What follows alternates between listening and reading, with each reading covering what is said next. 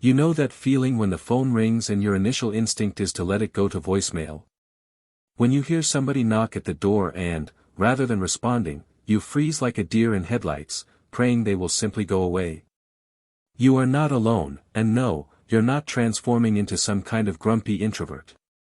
You're just aging, and with age comes something that most people hardly talk about, this creeping wanting to be left alone more frequently. But here's the thing nobody tells you, that feeling is totally normal. Furthermore, it might even be healthy. Now let's talk about why. Back in your youthful days, social interaction was all over the place, at work, at school, through your children, and in the supermarket. People were often around, and you got used to it, perhaps even relied on it. But as you age, something changes. It's not that you despise people, you just don't need them in the same way. And that's not self-centered or weird, it's psychology, profound, well-studied, and actually very logical.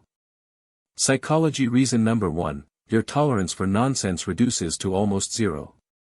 While you're young, you put up with a lot, toxic friends, meaningless small talk, family drama, and people who talk about themselves for an hour without asking you a single question.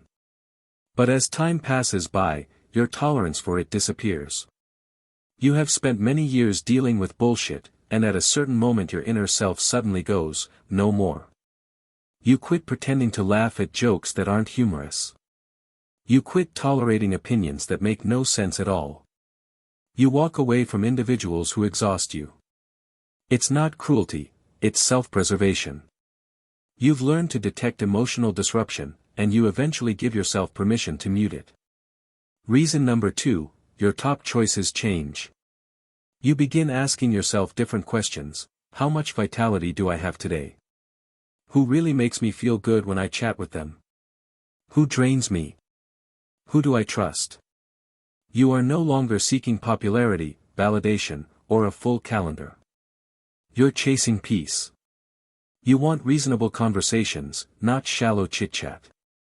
You want those who understand you, not those who tolerate you. And if the right individuals aren't accessible, you'd better sit in silence than force a smile. That's not loneliness, that's freedom. That's wisdom. The third reason is extremely emotional and one that surprises people, it's grief.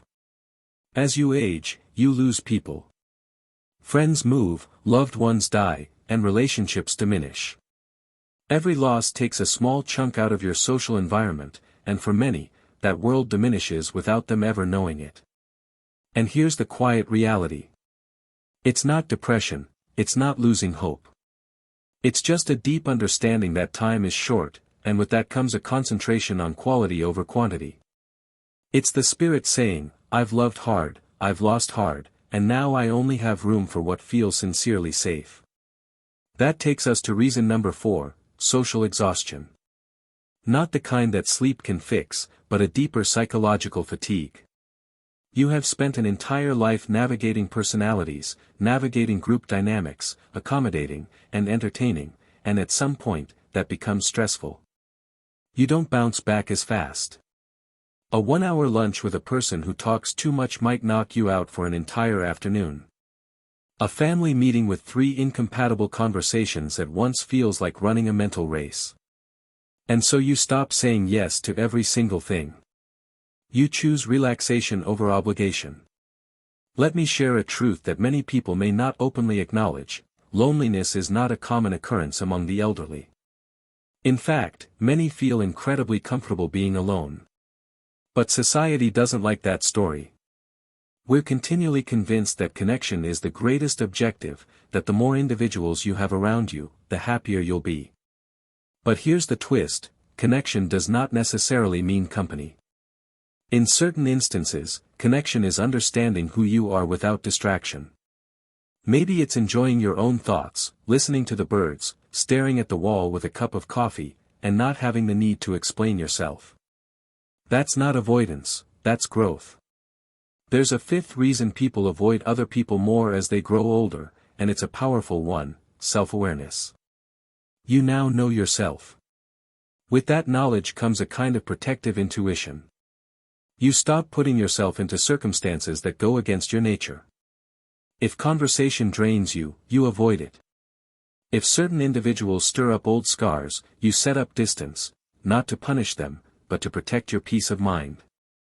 It's a subtle kind of strength, the kind you learn through experience and never forget. As you grow older, your time becomes more valuable. Now let us talk about the sixth and last reason. Time begins to feel different. When you are 20, an hour seems like nothing. When you're 80, an hour feels like gold. You're more careful of how you spend it, who you give it to, and if it makes you feel better or worse. You realize that each coffee date, each phone conversation, each visit, it all comes at a cost, not only of time but of energy. And therefore you spend that time with greater wisdom. In some cases that means choosing solitude over interaction, not because you despise people, but because you love yourself enough to be choosy. Now, here's where things get fascinating. Those around you could not understand this change in behavior. They might think you're withdrawing, that you're not as fun as you used to be, that you've changed. But here's the reality, they're right. You have changed, and that's the entire point. You're not here to be the life of the event, you're here to live your life on your own schedule, to feel what you feel, to say no without remorse, and to say yes only when it is important. You didn't survive a long time just to keep other people comfortable. You're not rude, you're honest. And the older you get, the more precious that becomes.